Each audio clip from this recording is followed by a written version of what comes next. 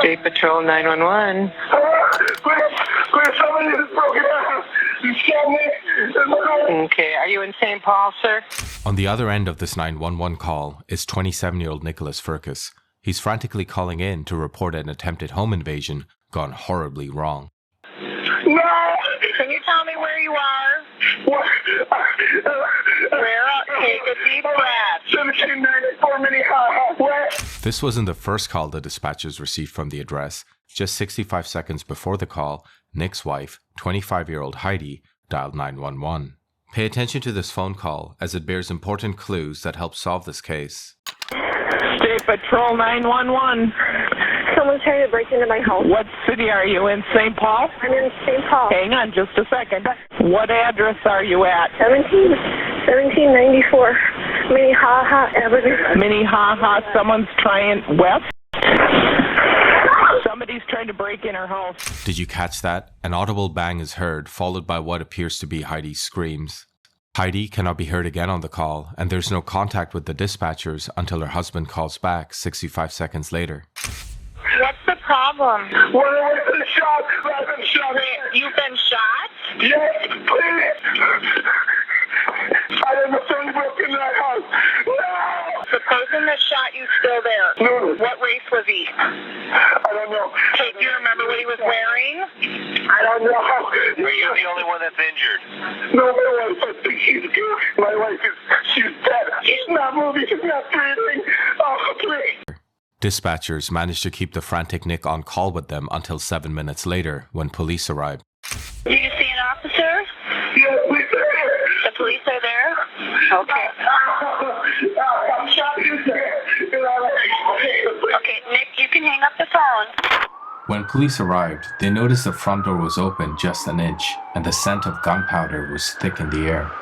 We don't know if the suspect or suspects are still at the address, so we do have our firearms out. There's an officer just to my left that kicks the door. As they enter the house, the first thing they see is a shotgun on the floor, and then in the kitchen, they see Nick with a woman lying next to him. One of the officers checks the house for intruders, while the other attends to Nick and Heidi. When paramedics arrived, they immediately provided care. Nick had been shot in the leg and was rushed to the hospital, but unfortunately, Heidi didn't make it.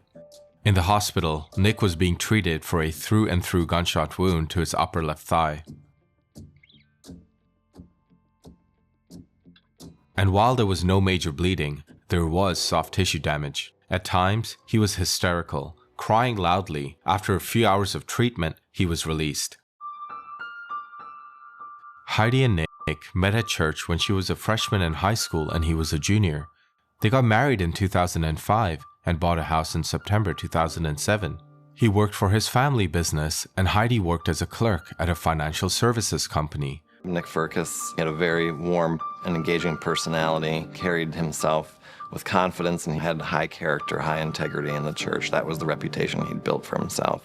Both Heidi and Nick were highly regarded in the community. She brought it outside the family too, and school and church and friendships. She brought a lot of joy everywhere she went. To be interacting with her, you felt heard and seen, and our heart's most behind wanting to convey how exceptional of a person that she was. I'm not kidding. She was amazing.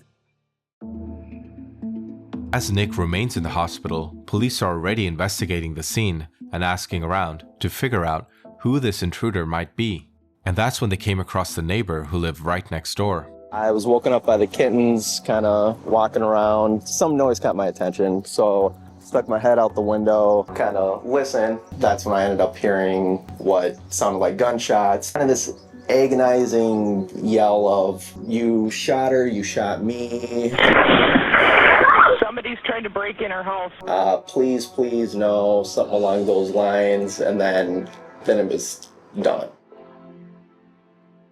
Less than 4 hours after the horrific events of that morning, Nick is discharged from hospital and brought in for questioning. Before you went to bed, did you lock up the house or anything? While Nick didn't give a straight yes or no answer, he did agree to. So if you would have closed the door, it would have been locked. Okay. Confirming that the door was closed, but he forgot to bolt it from the inside, Nick then describes what happened that early Sunday morning. Sleep for 10 or 15 minutes, and then sometimes the one in the back pops open if it's really windy. But then I started fiddling with our doorknob. What are they doing? They just going like this? Yeah. Hearing the rattle of the front door handle, Nick wakes up Heidi and urgently tells her that someone is trying to break in. And so I said, call 911, and then let's head to the garage. Nick grabs his double-barrel shotgun with his left hand and his jeans with his right. Together, he and Heidi head down the stairs. She's in front because I'm kind of trying to move her along quickly. Yeah. And then I'm right behind her. And then she stops at the console table to grab her wallet, which is sitting on the console table. As soon as she grabs it, the door opens. Try to shut the door shut, but it gets forced open. And the guy that was there, I think he saw it. Yeah. I think he grabbed the barrel. Remember, Heidi was on the phone with 911 at that moment. As the intruder grabbed a hold of Nick's barrel, Nick realized he had lost control of the situation.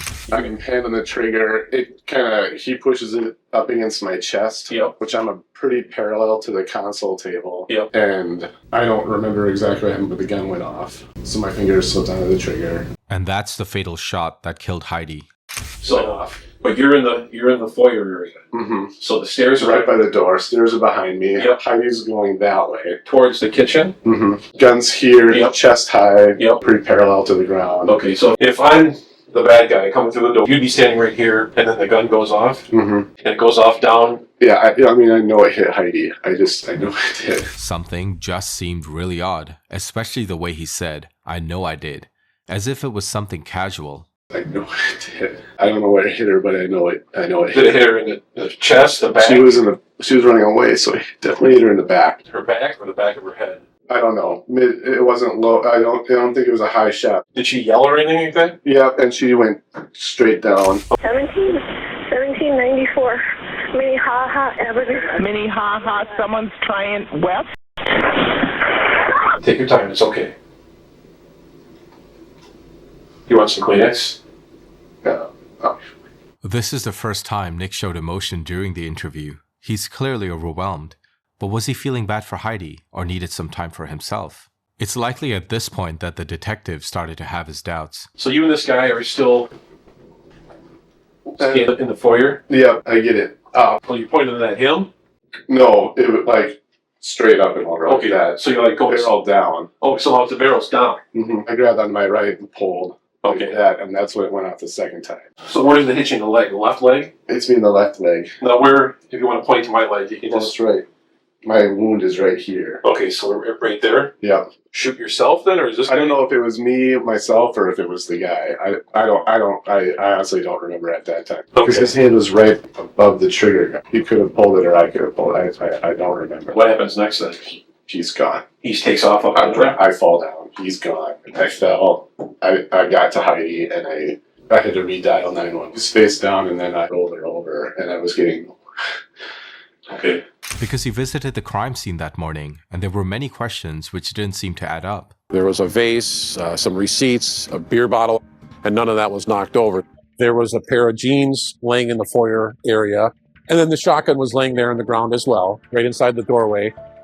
Regardless, the next step was to get an accurate description of the intruder. What did this guy look like? Is he a white guy, black guy, Asian guy? I think he was a black guy with a dark hooded sweatshirt that was drawn up pretty tight. Yeah. But I did not get a good look because I was looking for Heidi and trying to wrestle the gun away. We'll just say this is the gun. Where are you grabbing it? I'm, here. And if I'm the guy, where's my hand? Up at the top. Where's his other hand then? I think on the door. But he was really big. 6'1", 6'2". So he's that big? He was probably that big, yeah. So how much do you think you weighed? Maybe 200 pounds. Now, remember Nick says he couldn't get a good look at this intruder? But despite this, he believes it to be a black man, 6'1", wearing a dark hoodie and weighing 200 pounds. But all this still doesn't explain why were they running to the garage in the first place? If Nick had a gun, why not stay behind? So what would have prevented you from just sitting at the top of the stairs with the shotgun waiting for them to come upstairs then? Well, the last time that the police came about a year and a half ago, Heidi and we had a conversation about what do we do if something like that happens again? In that case it was the police, but what do we... And that's just the plan that we came up with. Is to go to the garage. Is to just get in the car and leave. Because we knew we could get out of the house and into the garage quickly. If I was in my house, in my bedroom, and someone was breaking in my place, and she's calling 911, I'm waiting at the top of the stairs and say, hey, when you come upstairs, I'm justified in killing you if you come breaking in my house. The compassionate person in me is not pulling the trigger. That's the hard part about it for me. The irony, of course, is that this compassionate plan led to his wife losing her life and Nick himself getting injured. You know, I'm looking, I didn't see anybody come out of that house. And do you have an alarm system there at the house? I think when we bought the house, it had an alarm system, but it hasn't been activated since we owned it, so we don't pay anything to maintain an alarm system. But even if they didn't want to pay for a professional alarm service, the alarm could still make a sound to alert them of intruders. So why not just use it if they were so worried about break-ins that they actually made a plan to run away? If they're not in the house yet. If they're in the house, then our plan is, we'll stay upstairs.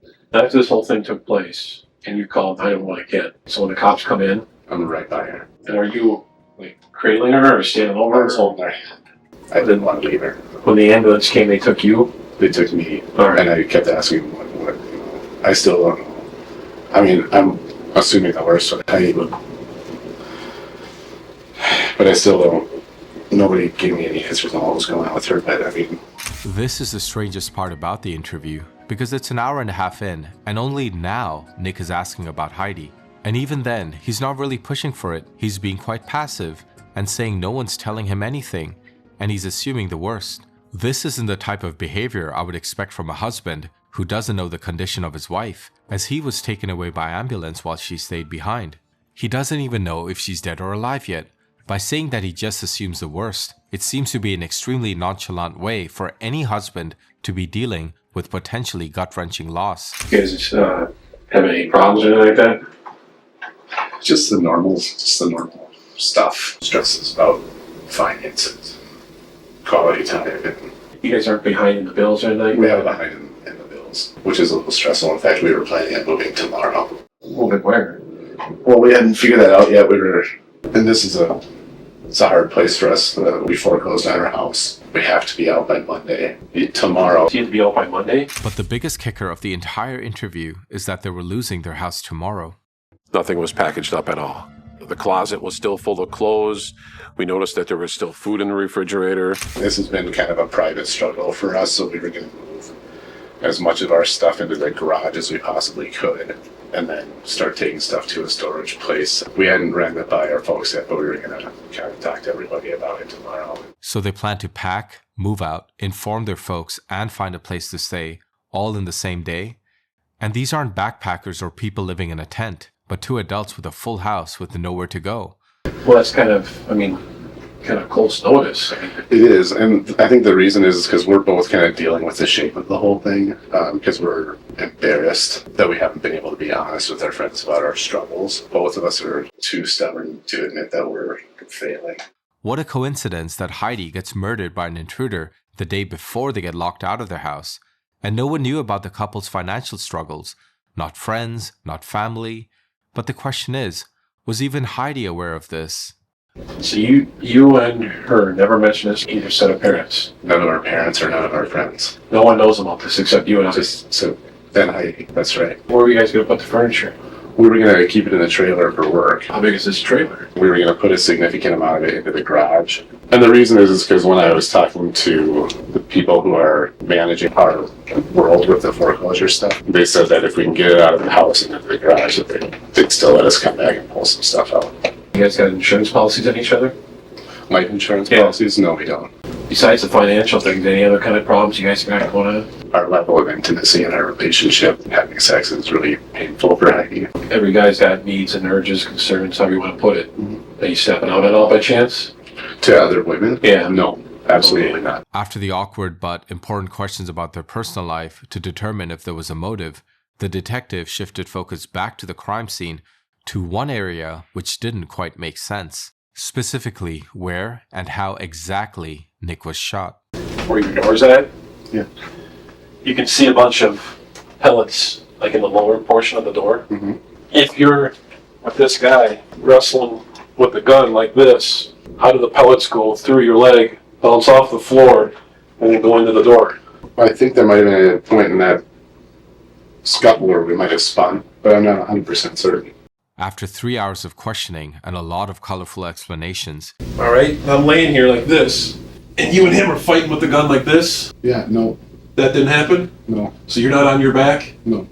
the detective still didn't have anything concrete to charge Nick by. Besides, he'd answered every single question he asked him. Did you have anything to do with this?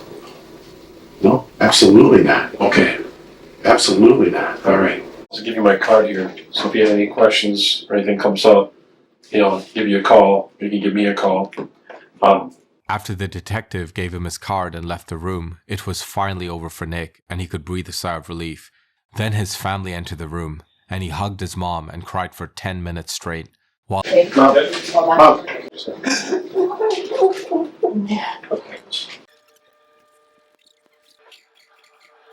Nick got to go home, there were still lingering questions about this mysterious intruder, and the detective thought he was interviewing a victim, but near the end, he had his doubts. We didn't see any signs of forced entry into the house. Based off of the physical evidence at the scene, his version of the incident couldn't be plausible. When the autopsy came back, as expected, it revealed that Heidi died from a single shotgun blast to the back. The pellets tore through her ribs, spine, and punctured a lung. Poor Heidi had no chance. Her family were surprised to learn of the foreclosure, and they insisted that Heidi was the type of person that would have told them if she had known.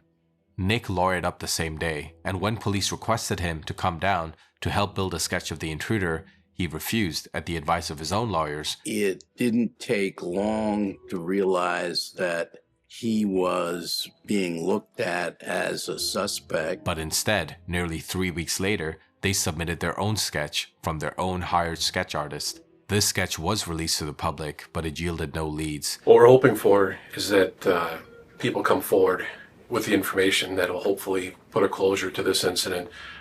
Sergeant Peterson and myself are hoping that people take a good look inside themselves and realize that they have information that will hopefully bring a closure to this incident. Time went by. Days turned into weeks, into months, and eventually years.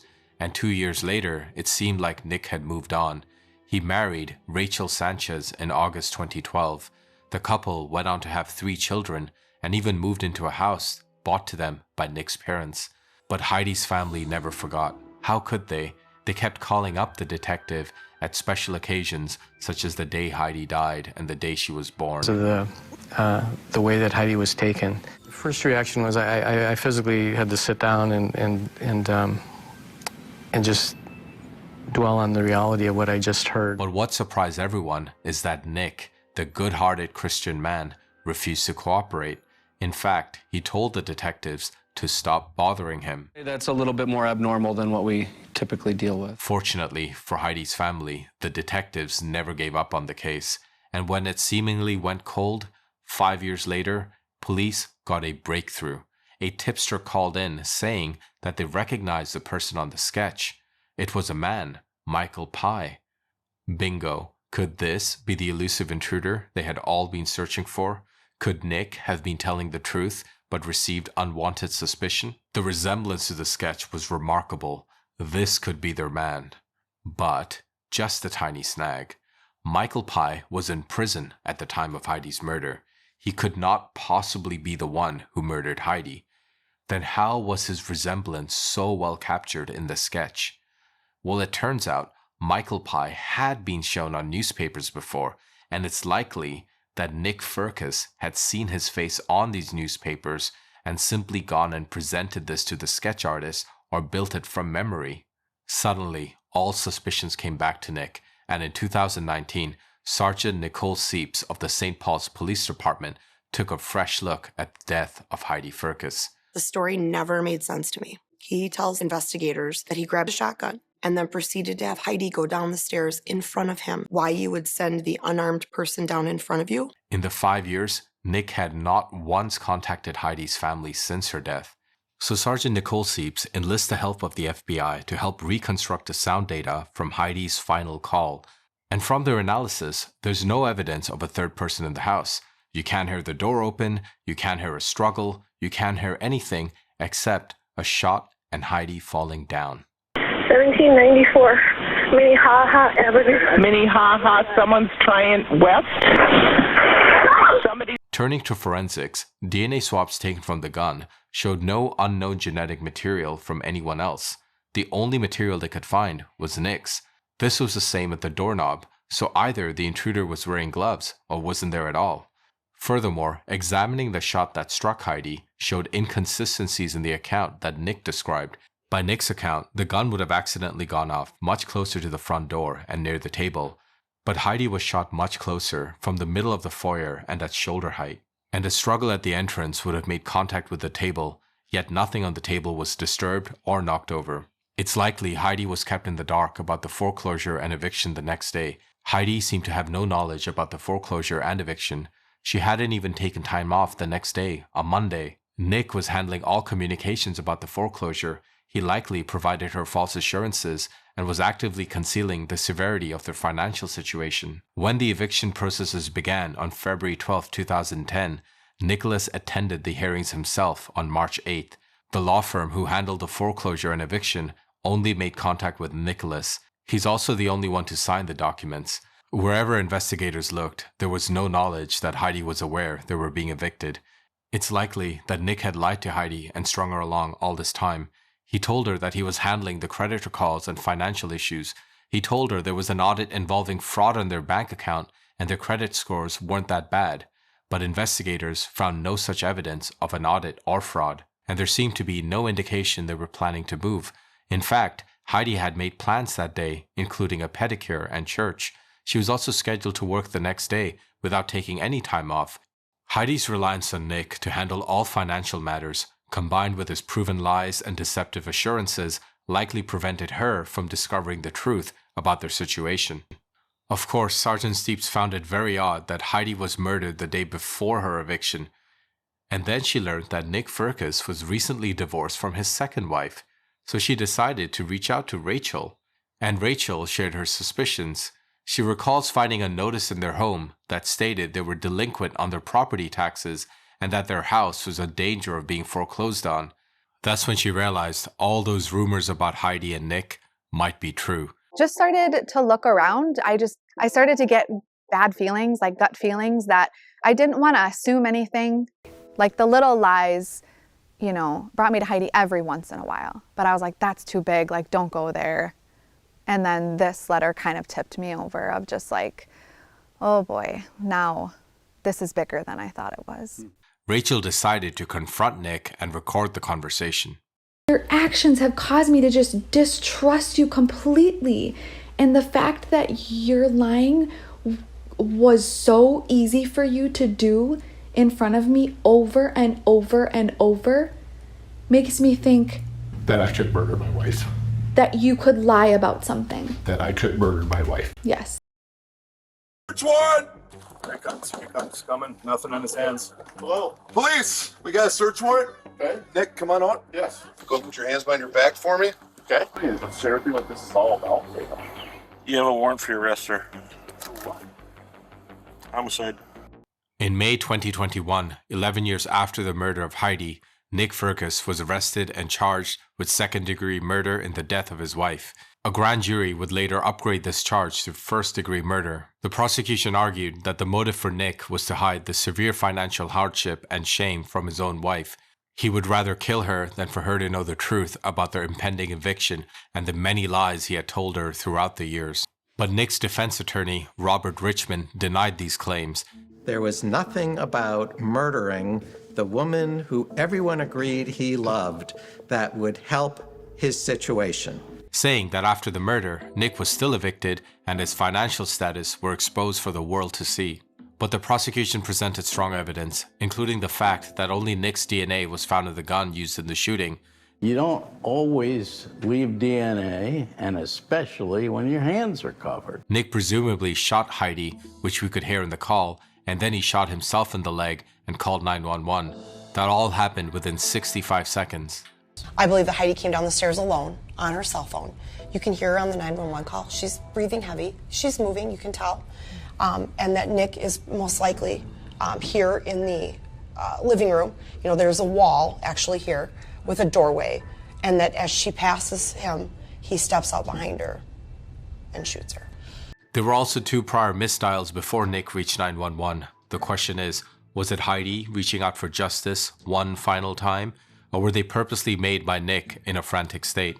And could there have been an intruder? The evidence presented was largely circumstantial, but witnesses testified there were no signs of break-in, contradicting Nick's story of an intruder. The defense argued that the lack of DNA was because the intruder wore gloves, and with only a few seconds in the house, there wasn't much time to spread this DNA. The struggle was as you come into the door to the right of there, as is shown by the spread of the bullets into the door. Look, 4 cops came bursting through that door into the house because of the emergency, and the stuff was still there. This explanation was not convincing for the jury, because on February 10th, after only 4 hours of deliberation, the jury found Nick Firkus guilty of murder without a shadow of a doubt. Sentence you must give. I do maintain and will maintain to my dying breath my innocence of this crime. He was sentenced to life in prison without the possibility of parole. But do you think Nick is an innocent man or guilty as charged? Let me know in the comments. She didn't make it. I figured that. Now check out this other video on screen about one of the most disgusting men on the face of this planet. Until next time, like and subscribe. Much love. Thank you guys.